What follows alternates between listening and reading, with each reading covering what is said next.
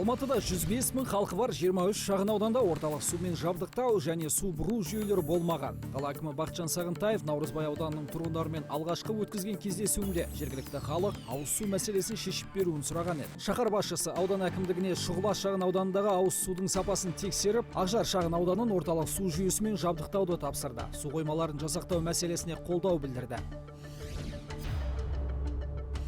Қазір Қарғалы су тазарту қоймасы салынуда. Шаруа 2021 жылдың аяғына дейін аяқталады деп жоспарланып отыр. Нәтижесінде 50 мың тұрғын ауыз сумен қамтылмақ.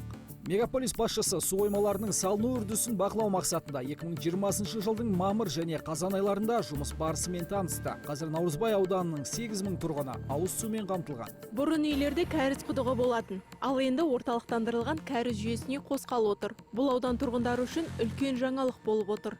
Әр жыл сайын ауданымыз өркендеп келеді. Сондай-ақ қала әкімі Бақытжан Сағынтаев шетсіз қала жобасы аясында 2023 жылға дейін шаһар халқын толықтай ауыз сумен қамтамасыз етуге тапсырма берді. Осылай су мәселесі өткір болып тұрған Алатау, Жетісу, Наурызбай, Түрксіб, Медеу және Бостандық аудандарында құрылыс жұмыстары басталды.